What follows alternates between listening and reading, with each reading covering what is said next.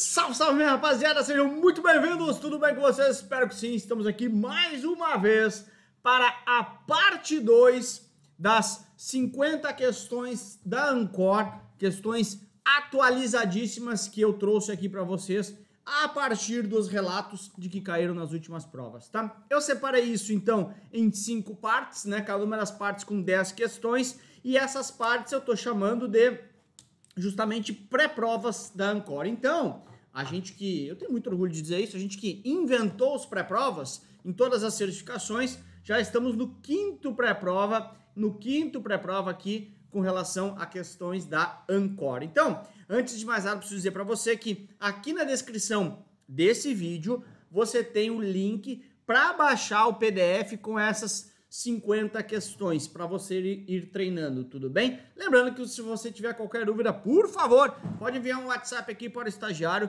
Tem também aulas nossas no Spotify, no Deezer e tantas outras plataformas de áudio para você ouvir no carro, ouvir na academia, seja lá onde for. E também este canal que você está nesse momento, além do meu Instagram e todas as redes sociais, tudo bem? Dito isso, rapaziada, vamos começar a nossa conversa por aqui, lembrando que, conforme eu já tinha explicado lá na parte 1, né, se você procurar por 50 questões da Ancor parte 1 aqui nesse canal, tem a primeira parte foi disponibilizada no dia 26 de setembro, tudo bem? E agora estamos na parte 2, sendo disponibilizado no dia 3 de outubro, tá? Aqui está o cronograma de todas as disponibilizações, lembrando que a gente vai colocar também tudo isso dentro do nosso curso da Ancor, dos nossos alunos, também dentro dos simulados, essas questões, ok? Então, antes de começar, lembrando, aqui embaixo na descrição do vídeo tem justamente o link para você baixar o PDF com essas 50 questões atualizadíssimas, questões de 2022, ó,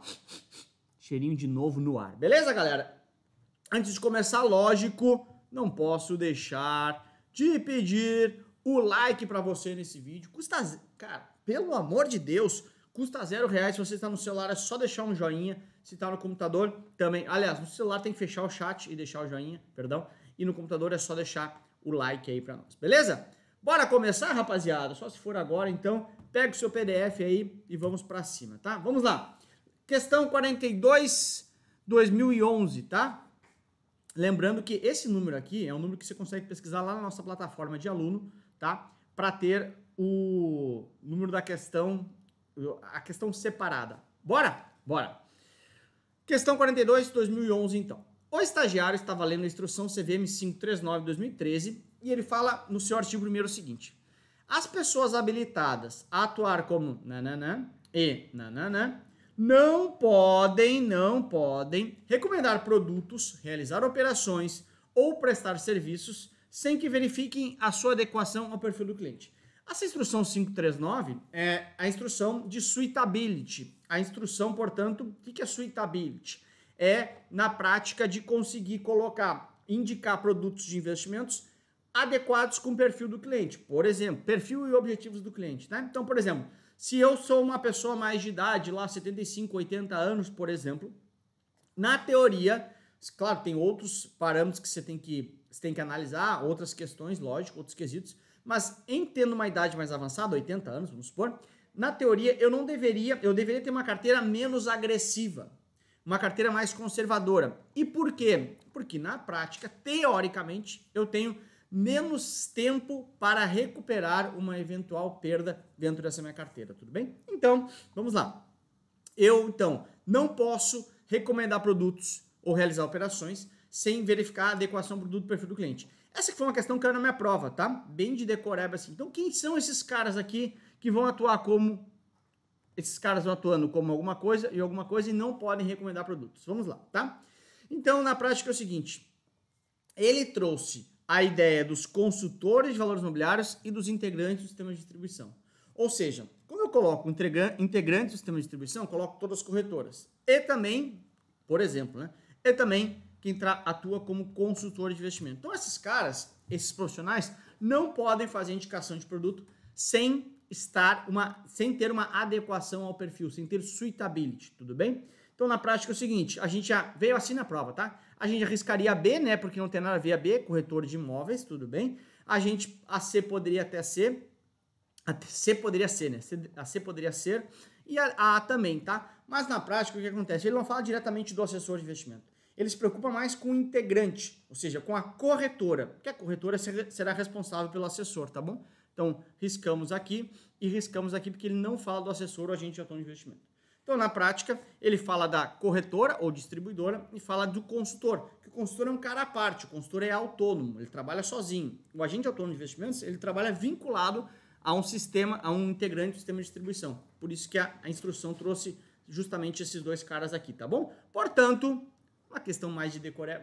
Até eu não gosto que da prova, infelizmente a prova da Ancor, vem nessas linhas de decorar algumas questões de instruções. Eu não gosto, né? Não tem nada a ver com a prática do dia a dia do assessor. Mas enfim, se cair você já sabe. São os integrantes, ou seja, as instituições e os consultores que são apartados, tá? Trabalham como autônomo. Então, letra A de amor, a resposta para você. Bora para 42, 2012, ele fala o seguinte, tá? De novo, a minha prova, que eu fui fazer lá para trazer questões para você, ela trouxe questões bem alinhadas, bem específicas das regulamentações, das resoluções. Foi essa a ideia também que eu quis trazer para essas questões para vocês, tá? Vamos lá. Conforme a resolução CVM 16 de 21, no seu artigo 8º, a entidade credenciadora deve conceder o credenciamento às pessoas jurídicas para atuar como agente autônomo que, vamos lá. Então, número 1, tenham sede no país. Perfeito. Deixa eu pegar verde aqui até.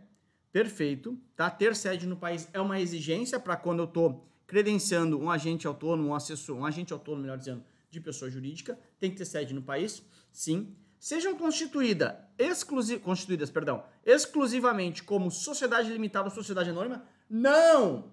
Na verdade, não pode ser sociedade anônima. Tem que ser uma sociedade simples. Sociedade limitada é um tipo de sociedade simples, né?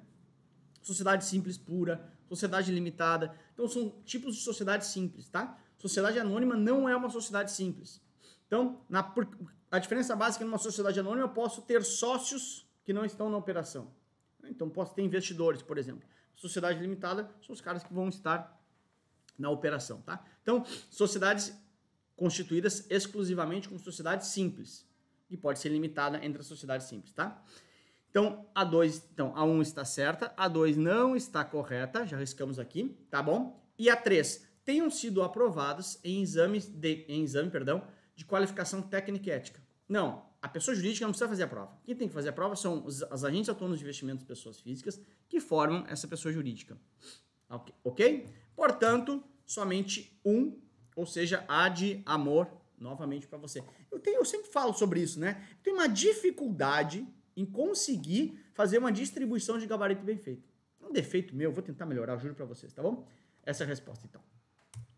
42, 2013 é a questão de agora e ele fala o seguinte, olha só. O estagiário foi aprovado na prova de agente autônomo de investimentos. Parabéns, estagiário! Você será assessor de investimentos. E já realizou o seu registro para essa atividade. Ao chegar no seu escritório, seus colegas o orientam a ler sobre o Programa de Educação Continuada para Agente Autônomo de Investimentos, que é um programa que tem como objetivo trazer aperfeiçoamento periódico para os agentes autônomos. Aprovar esse programa é de responsabilidade de quem? Questãozinha da minha prova. Vamos lá. O que é essa ideia do Programa de Educação Continuada dos Agentes Autônomos de Investimentos? A grande ideia é justamente fazer o seguinte, cara, Programa de Educação Continuada. Olha só, você vai ser um agente autônomo de investimentos, ok? Ok. Você passou na prova da Ancor, ok? Ok. A partir de amanhã, você está lá na sua mesa sentado e você, obviamente, precisa continuamente ter uma educação. Ou seja, estar atualizado sobre o mercado, continuar estudando, ter uma ideia de sempre atualização, isso é o princípio do conhecimento. Então, isso é o Programa de Educação Continuada. Quem que vai aprovar esse Programa de Educação Continuada? Vamos lá. D de dado. A instituição participante do sistema de distribuição. A instituição participante, a corretora, vai aprovar? Não, não faz sentido. O Bacen risca também, não faz sentido. Eu ficaria, se eu fosse fazer a prova, as ganha, como diz aqui no Rio Grande do Sul, se é de verdade, né? Eu ficaria entre essas duas, ou Ancor ou CVM. A Ancor é a entidade que vai realizar o seu exame para te credenciar. Agora, quem aprova o Programa de Educação Continuada para a profissão é quem regulamenta a profissão. E quem é quem regulamenta a profissão? CVM. Então, a CVM, opa, consegui mudar o gabarito. A CVM, B de Brasil, portanto, é que regulamenta a profissão. É a quem você responde. É a quem você paga a taxa. Então, na prática, aprovar o programa de educação continuada é tarefa da CVM, B de Brasil, a resposta para você. Beleza? Bora. Questão 42, 2014, ele fala assim, olha só. O estagiário, após ser aprovado na sua prova de agente autônomo de investimentos, estava lendo a resolução 16 de 21. Ao chegar no artigo 4º, deparou-se com o que está escrito abaixo. Olha só. A prova, que nem eu falei, cara, adora pedir essas coisas, não faz o mínimo sentido, mas tudo bem. O registro para o exercício de atividade de agente autônomo de investimentos, deixa eu mudar aqui um pouquinho menor aqui. O registro para a atividade de agente autônomo de investimentos será concedida automaticamente pela a pessoa natural e a pessoa jurídica credenciadas na forma dessa resolução. O registro do agente autônomo de investimentos da pessoa jurídica constituída na forma do artigo 2º é comprovada pela inscrição do seu nome na relação de agentes autônomos de investimentos constante na página da na rede mundial de computadores. Onde que eu consulto um agente autônomo de investimentos? Na página da CVM. Quando eu saio na página da CVM publicou você. Você virou efetivamente um agente autônomo de investimentos. Porque você passa na prova da Ancor, envia a documentação, e aí quando você está na página da CVM, você está apto para trabalhar como agente autônomo de investimentos. Então eu já sei que a segunda parte é CVM. Risquei e risquei. Agora, esse registro para o exercício da atividade é concedido por quem? Pela Ancor ou pela CVM? Ancor me credencia. Ancor é uma credenciadora que me credencia para ser registrado na CVM. Então, o meu registro na CVM, a documentação eu mando para a CVM. Com a prova da Ancor que me habilitou, eu estou apto para me registrar na CVM. Portanto, tem que estar registrado na CVM. E como é que está provado que eu estou registrado? A partir da divulgação do meu nome na página da CVM na internet, na rede mundial de computadores, tá bom? A de amor a resposta para você. 42, 2015, ele fala o seguinte, olha lá. Conforme a resolução 16 de 21, caiu, cara, essas duas, uma atrás da outra, na minha prova, tudo bem? O registro para o exercício da atividade de agente autônomo de investimento será concedido, bem assim, será concedido, pela CVM. Então, uma já respondia a outra. A pessoa natural e pessoa jurídica credenciada na forma dessa resolução. Complete a lacuna. Não faz o mínimo sentido essa questão, mas tudo bem. Decoreba pura, caiu exatamente assim, tá? Então, o registro para exercício de atividade de agente autônomo será concedido, pela CVM, a pessoa natural e jurídica credenciadas na forma dessa resolução. Ou seja, se já credenciou, cumpriu todos os pré-requisitos, inclusive passar na prova. Se já cumpriu todos os pré-requisitos, não precisa de aprovação de mais ninguém. CMN não queria aprovar. Bacen não iria aprovar porque não tem nada a ver com a atividade do Bacen.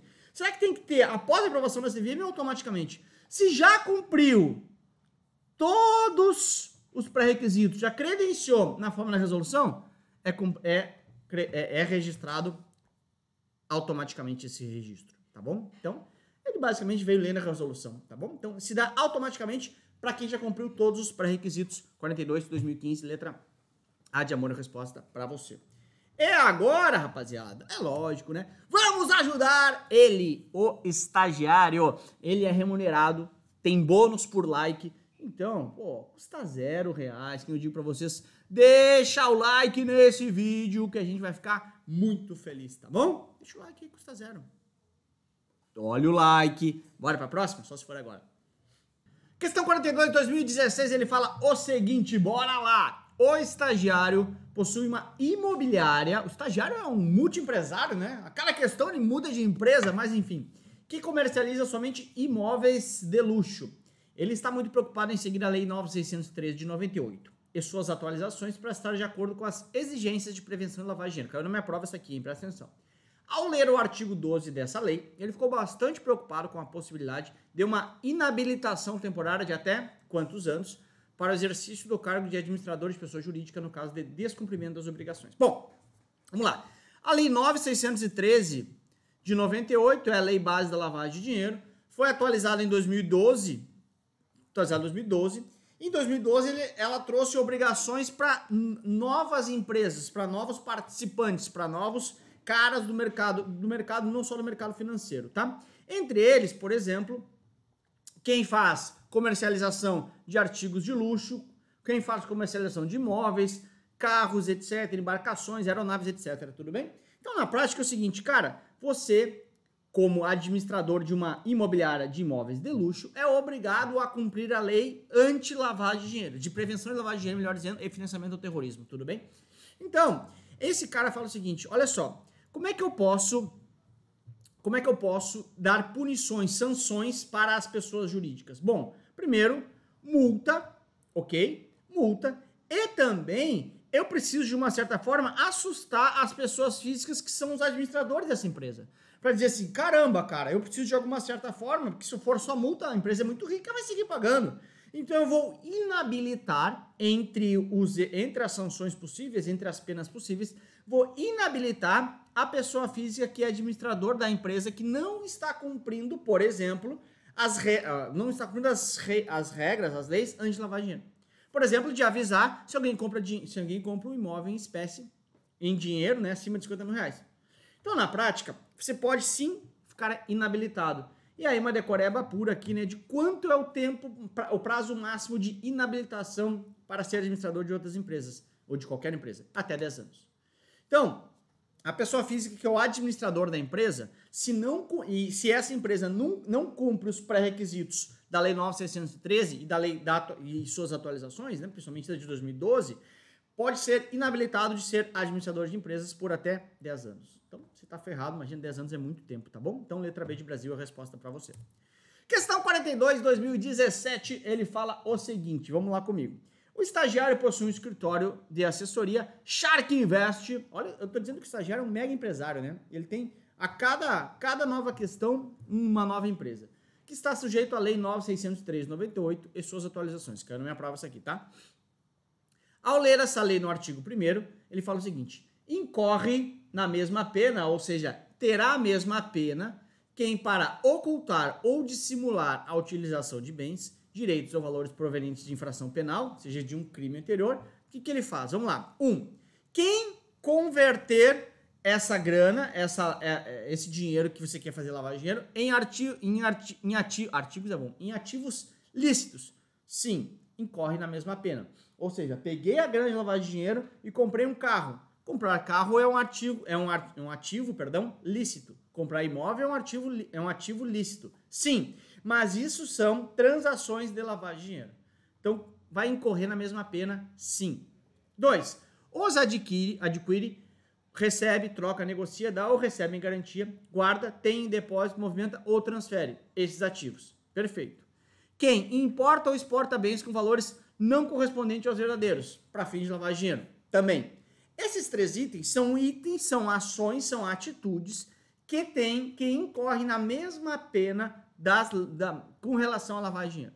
Porque são medidas acessórias, são medidas, digamos assim, secundárias. Lavou dinheiro, você vai tentar converter em ativo ilícito. Lavou dinheiro, você vai tentar trocar ou negociar. Lavou dinheiro, você vai tentar importar ou exportar, fazer uma transação ali para dar uma camuflada nesses ativos, ok? Então, sim,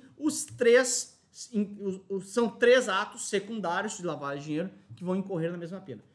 Converter em ativos lícitos, o dinheiro lavagem de dinheiro, adquirir, trocar, receber, enfim, esses ativos para tentar camuflar e também importar ou importar bens com valores não correspondentes aos verdadeiros, tá? Bora! Questão 42, 2018, ele fala o seguinte, questão que caiu na minha prova, em um cenário econômico onde é observado um crescimento constante da atividade econômica de um país, em um determinado período, é de esperar que... Então, o que acontece na prática é o seguinte, tá? Você tem um crescimento constante da atividade econômica. Ano após ano, subindo o PIB, Produto Interno Bruto. Crescimento econômico. O que deve estar acontecendo? Se o país produz mais, tem mais PIB, tem mais arrecadação. Por quê? Lógico, mais produção, mais atividade econômica, mais impostos, mais arrecadação. Por quê? Atividade econômica forte, produção, emprego, renda, grana. Então vamos lá. Letra D de dado. Então, eu estou num cenário de crescimento constante da atividade econômica. De dado, a produção e o déficit estejam em queda. Produção em queda não faz sentido, porque se a produção está em queda, minha atividade econômica está em queda e não em alta. A produção e o déficit estejam em crescimento. Não faz sentido, porque por mais que eu não consiga afirmar certamente, né? Mas se eu tenho mais arrecadação, tem uma tendência de eu estar conseguindo também ter superávit. Essa é a grande ideia. Então tá fora. A produção esteja em queda? Não. Então sobra a letra A, que deve ser a correta. Eu espero, Papai do Céu, me ajuda! A produção esteja em crescimento, sim, porque eu estou com a atividade econômica constante crescimento, e o déficit do país esteja em queda. Ah, Lucas, mas pode ser que o país também aumentou seus gastos? Pode ser, mas é de se esperar. É provável, mais provável num período de atividade econômica alta, é que esse país arrecade mais e reduza o seu déficit e tenha superávit, por exemplo. Tudo bem? Portanto, a de amor é a resposta para você. Bora? Bora. 42, 2019, ele fala o seguinte: conforme a lei dos rendimentos decrescentes. Então, o que é essa lei dos rendimentos decrescentes, tá? Vamos ver. Deixa eu pegar aqui uma folha em branco para mostrar para você. Olha só. Rendimento decrescente. O que será que é um rendimento decrescente? É uma lei econômica que fala o seguinte, tá? Uma teoria. É um rendimento que está caindo. Rendimento decrescente. Rendimento caindo. Olha só. Vamos supor assim, tá? Vamos supor que eu tenho aqui uma determinada indústria. Aqui está a minha indústria. E eu tenho uma pessoa nessa indústria. Uma indústria que produz canetas, tá? Com uma pessoa, eu consigo produzir 10 canetas. Caramba, que legal! Então, eu vou botar mais uma pessoa aqui dentro. Então, com 2 pessoas, eu produzo 20 canetas. Caramba, lógico, uma 10, 2, 20. O que é a ideia da teoria dos rendimentos decrescentes? É que, em um determinado momento, quando eu coloco 3 aqui, para 3 foi para 30, bacana. Coloco mais uma. Quando eu coloco mais uma, se eu for para 4 pessoas, talvez não vá para 40. Talvez eu passe a produzir 38, por exemplo. Por quê? Porque nem sempre cada uma dessa pessoa que vai entrando, ou seja, estou adicionando mais um fator de produção, pessoas é um fator de produção, cada pessoa que vai entrando, não necessariamente eu vou conseguir ter o acréscimo de 10 a cada nova pessoa. Por quê? Nossa, porque, primeiro, uma pessoa produzia sozinha, eu coloquei mais uma, nem sempre eu vou ter um encaixe perfeito de grupo, nem sempre essa pessoa vai conseguir produzir exatamente igual a outra. Num grupo talvez eu tenha dispersões, no grupo talvez, a teoria fala, né? No grupo talvez eu não consiga ter o aproveitamento máximo da minha eficiência. Então, na prática, rendimento decrescente. Ele fala aqui, quando eu adiciono um fator a mais, eu não tenho crescimento proporcional para essa nova pessoa, para esse novo fator. Então, botei mais um, mas quer dizer, por que eu não produzo agora com 10, não consigo produzir 100? Se com um eu conseguia produzir 10, por que agora com 10 eu não consigo produzir 100? Porque na prática, pela lei dos rendimentos decrescentes, cada fator novo que vai entrando, ele vai decrescendo esse rendimento proporcional. Então, eu não adiciono 10, porque a teoria fala o seguinte, cada fator novo, eu não tenho crescimento exatamente proporcional. É justamente isso que fala. Por quê? Porque, de novo, o grupo às vezes não consegue ter uma boa sintonia, o fator disponível, né, os outros fatores disponíveis não conseguem servir as 10 pessoas, por exemplo, tá bom? Então, na prática, ele fala o seguinte, tá?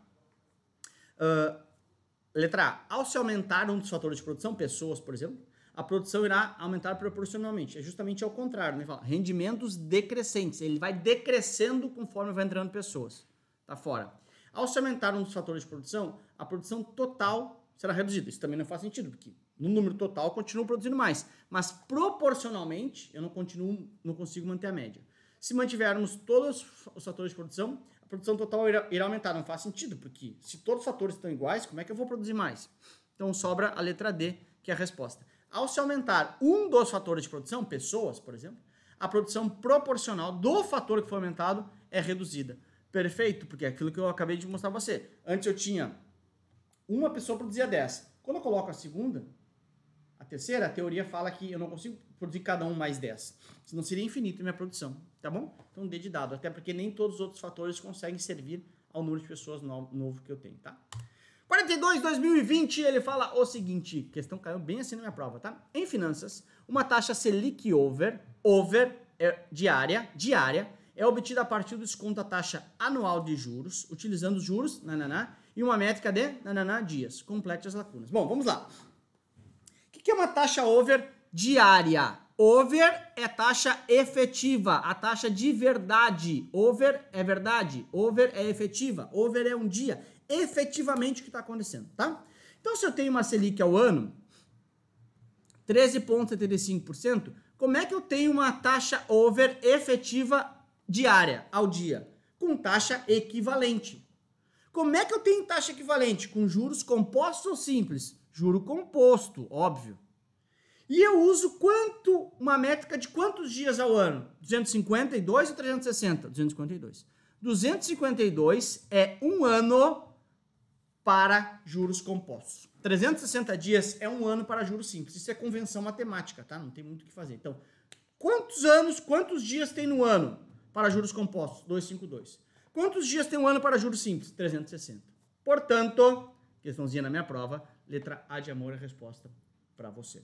Bora? Bora! Então, rapaziada, só trazendo aqui de novo a nossa agenda, tá? 26/9 a parte 1 já foi disponibilizada. Estou disponibilizando a parte 2 agora no dia 3/10. E aqui estão a agenda as demais posições. Aqui embaixo, na descrição desse vídeo, tem o PDF das 50 questões da Ancor para você treinar, questões de 2022. E eu quero te fazer um convite para o dia 10 de outubro, 10/10, fazer uma abertura do meu projeto de formação profissional prática, na prática, chamado Shark Pro, tá? Coloca na sua agenda, por favor, aí, 10 de outubro, 21 horas, Shark Pro, turma 1, projeto que vai mudar o seu patamar, vai te colocar frente a frente para falar de investimentos. Você vai aprender com craques do mercado financeiro, caras que estão... Você fala, por exemplo, investimento exterior, você fala com um cara que faz investimentos no exterior hoje para investidores brasileiros. Para falar sobre gestão de fundos, um gestor de um fundo. Para falar sobre private, um cara que é private. 10 de outubro, 21 horas, Shark Pro, turma 1. Eu espero vocês, tá bom? Super beijo, obrigado pela companhia e até a próxima. Tchau!